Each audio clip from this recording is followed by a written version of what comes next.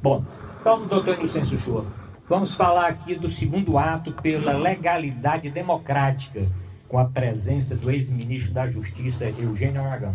Fale um pouquinho onde vai acontecer, quem está convidado e qual o esboço desse ato agora.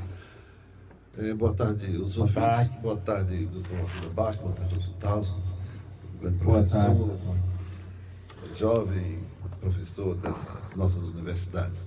Olha, primeiro o ato vai ser amanhã, quinta-feira. Amanhã, 17 de novembro. Isso, às 18 horas, cedo, às 18 horas, no Centro de Humanidades da Universidade Federal do Ceará.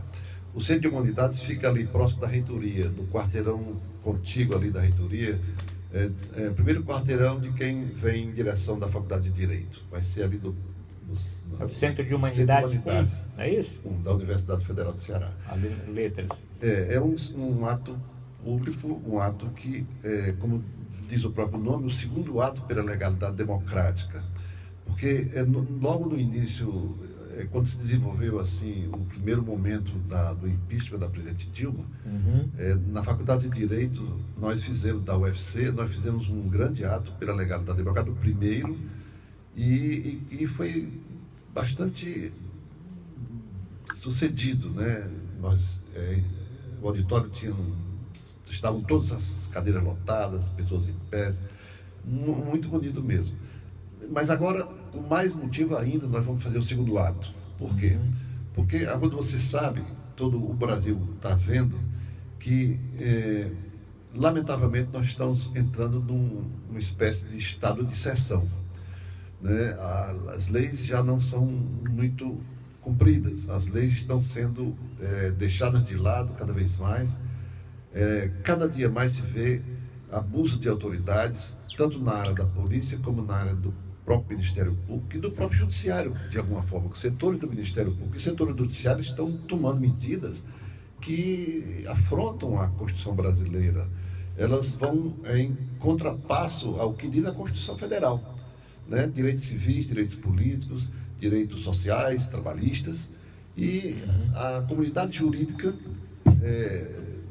parte dessa comunidade jurídica, aquela que, no meu entender, é mais consciente, mais comprometida com o nosso povo, ela, indignada com essa situação, ela está chamando a esse ato, ao segundo ato pela legalidade democrática, para nós mostrarmos uma indignação grande em relação a todos esses abusos, porque a partir da necessidade de se combater a criminalidade, está se ultrapassando as regras legais. Veja que,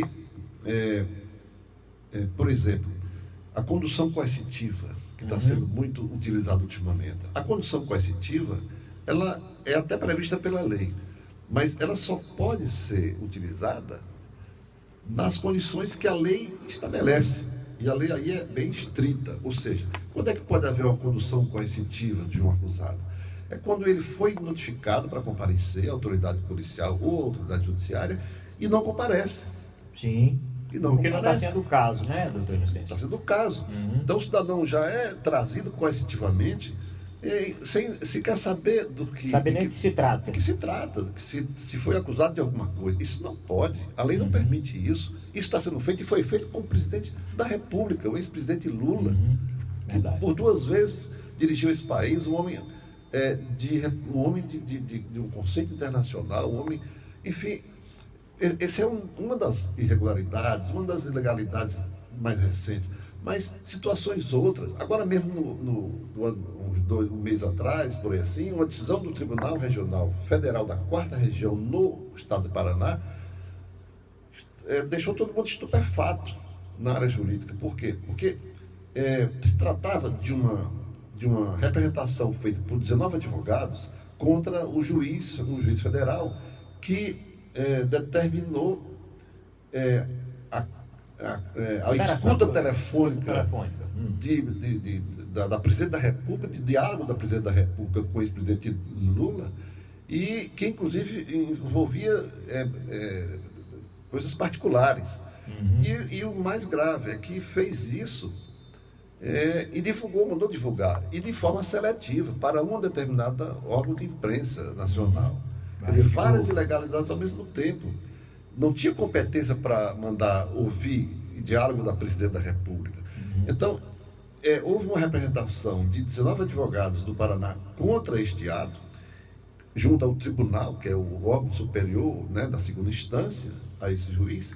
E o que o tribunal disse? Disse o seguinte, que aquela era uma situação excepcional e, portanto, merecia medidas excepcionais. Ou seja, deu ao juiz carta branca para utilizar a forma que quiser no condução dos processos. Não é possível. A lei diz como o juiz tem que se comportar. O juiz não é dono de tudo. Ele tem regras também a cumprir.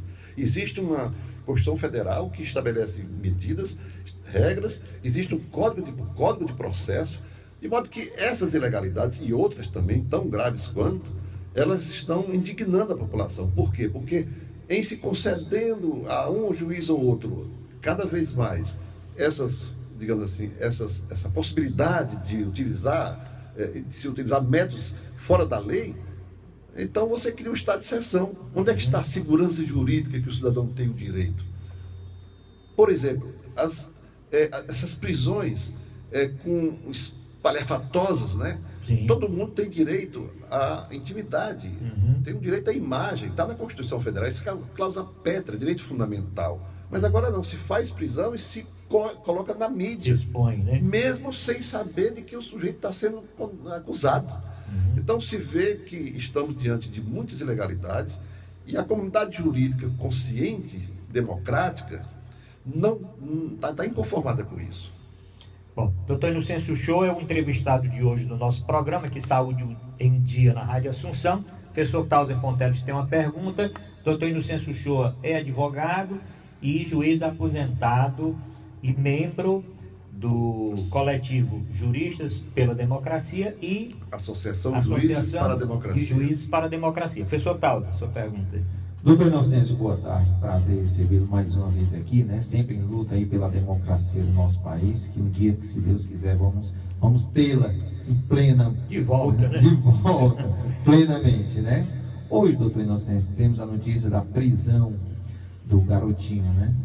O garotinho não teve a condução com esse tipo, teve a prisão. Então, para a sociedade, o que é que faz isso? Quer dizer, nessa luta toda pelo direito sendo bem executado, digamos assim, aonde um é conduzido, o outro é preso, onde é que está a diferença básica nisso?